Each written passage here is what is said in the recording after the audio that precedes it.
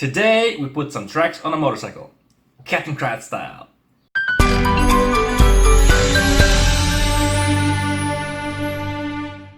Hello and welcome dear skilled modelers to My Small Hobby YouTube channel. My name is Tomo and you are watching My Small Hobby YouTube channel. Today's kit that we are going to be reviewing is a Kettenkrad from Germany. Yes, it is a tracked motorcycle. The word Kettenkrad actually means tracked motorcycle. Who would have thought? What is this strange motorcycle and where was it born? Well, it was manufactured in Germany during the war. The tracked motorcycle first started its life as a paratroop transporter vehicle, and it was one of the only vehicles that was able to fit in the Junkers 52 airplane for transport. It was patented in 1939 and it was first used in 1941 in Russia. Why Russia? Because they wanted to have something reliable and something fast and maneuverable for their support army.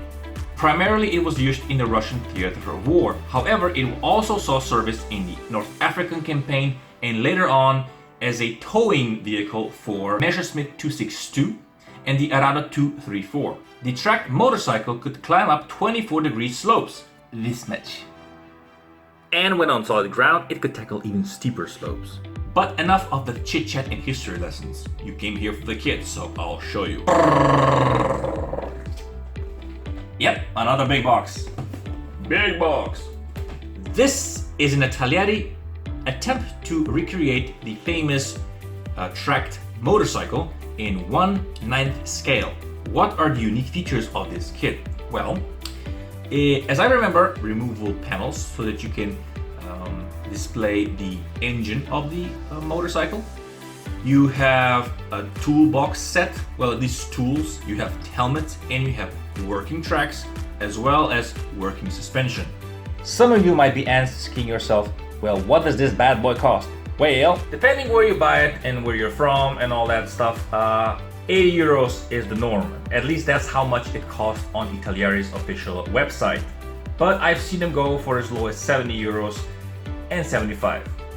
So, you know, now it's only time to take a look inside the box. Oh, meine Damen und Herren, es ist Kettenkrad. Ja. Okay, so, yeah, it's a pretty big box. Pretty big box on my table. A little big box is and I cannot lie. Anyway, this is how it looks from all the sides. I'm not gonna lift it up because it's pretty huge.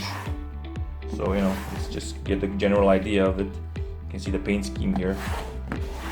And on the back side there's basically nothing. So, let's open this baby up, shall we? And immediately we are greeted with loads of plastic. I mean, there's like loads of plastic. Like, look at that! There's so much plastic. The bags themselves are in thermically sealed bags. I'm kind of, you know, well, can we see them without the opening thing? No, I'm probably gonna open the seals. We're gonna check everything. So, let me just quickly open this thing, all the bags, and we'll come back. Okay, so what do you get when you buy this big old box of plasticky goodness? Well, you get lots of stuff. And right off the bat, we can see that there's a huge amount of stuff in this only one first bag. So we will just fly through all of these things quickly, because otherwise this is gonna take forever. Well, the first thing we have here are the clear sprues. Basically just the lights. Nothing really special and fancy about them, to be honest. They're just lights, so yeah. And then we have, you know, the business of all the little molded pieces, extruded, whatever you call them. And they look pretty nice, I must say.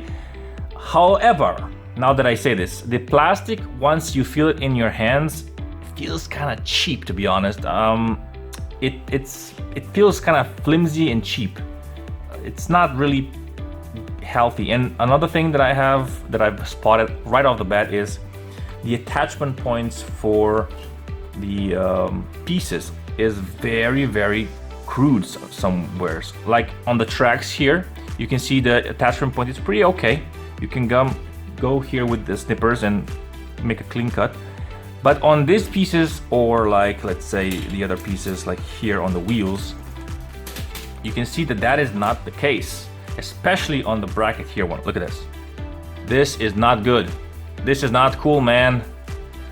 Which means that you will probably inevitably have to cut very deep and damage the part, and then need to sand out and refile and do all the crazy work that you shouldn't be doing in the first place. However, these are the driving wheels, so that doesn't really matter because the tracks are gonna cover it. But on other pieces such as here, like the cap for the reservoir, or let's say what are these, the forks, I guess, or these little intricate pieces here, which are with the threaded screws on top, which again, they have threads, but you can see on the edges, yeah, you're gonna probably need to do a little bit fine tuning and fine working here. And oh yeah, look at this. Here on this, I think this is like a suspension piece or something.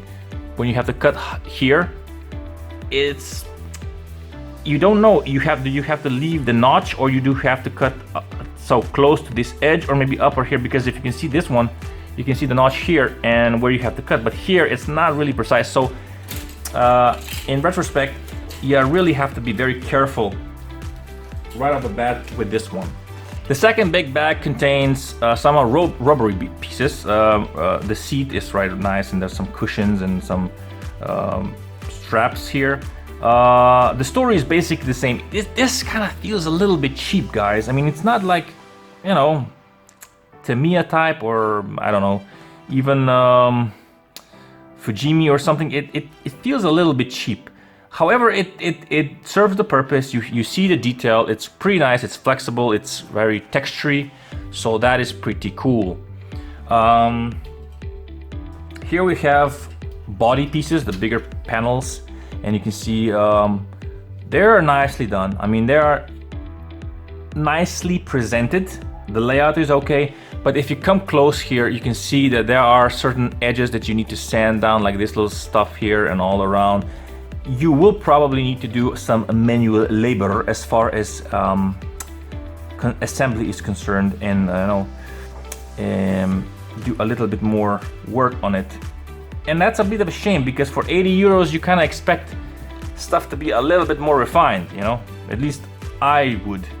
But anyway, this Kettenkrad seems to be so far okay. I'm not gonna go like, wow, it's so perfect, it's so great, because it's not, but it's okay. So we have some, you know, and here on the propellers here, you see the same thing. It's detailed like this that kind of offset you a little bit, or upset you a little bit. And then you have, of course, the whole motor assembly, because on this particular one, as I've mentioned, you can assemble the whole motor and you can display it. It's from two pieces, and this is really nicely textured.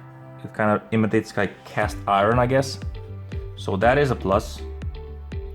And it's still on this little beveled edges here. You can see the little texture thing going on. I mean, when you are gonna cover it with paint, you probably won't see this, but right here it's pretty cool.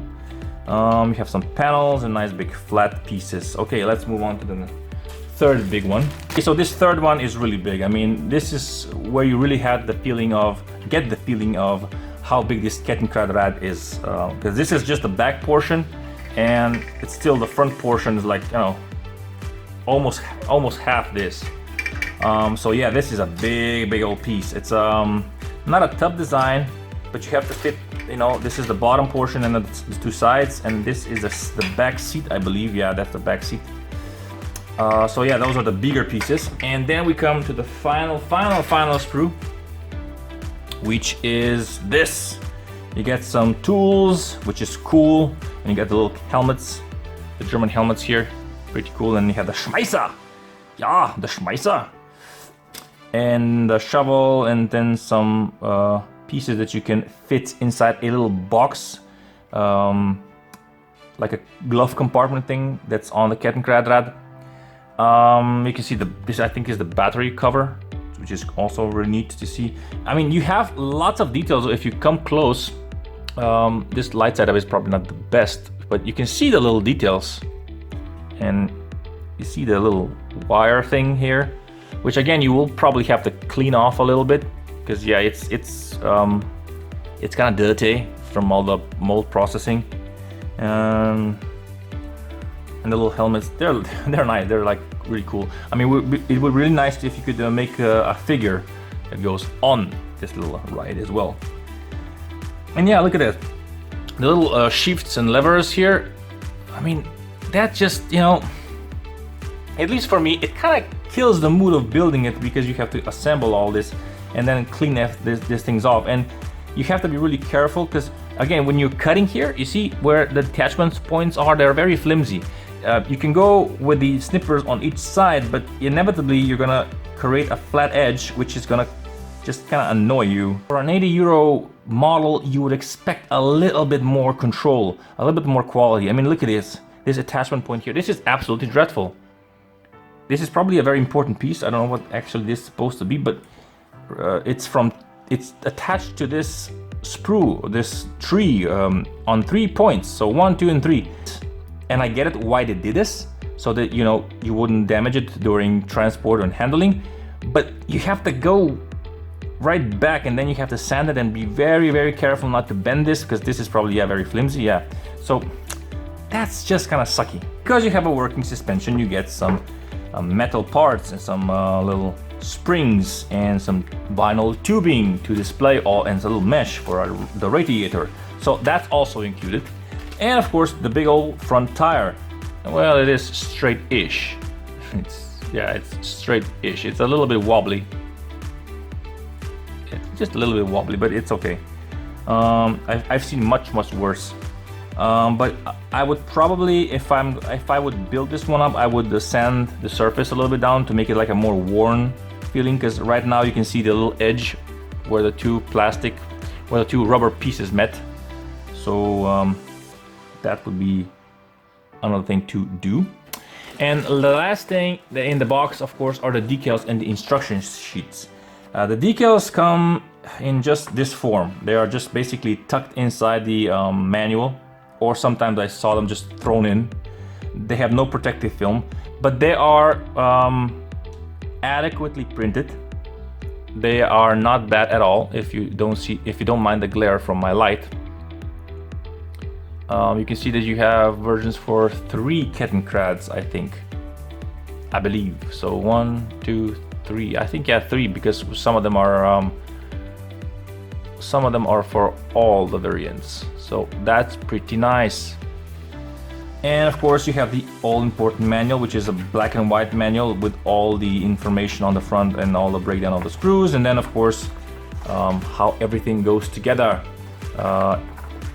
It's nicely laid out, pretty straightforward, black and white.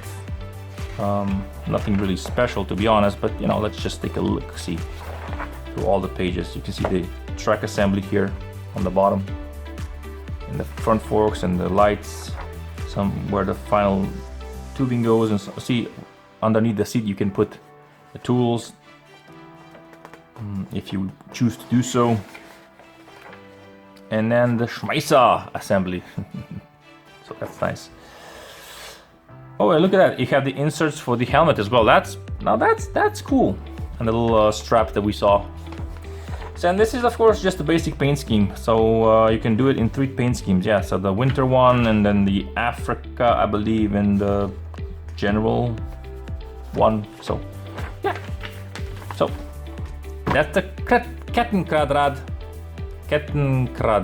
Hi, please help me eat this delicious box of cookies by subscribing, commenting, and sharing. Thank you so very much for watching. If you have been, thank you for liking, commenting, and subscribing. And I'll see you again soon in the next one. Bye bye.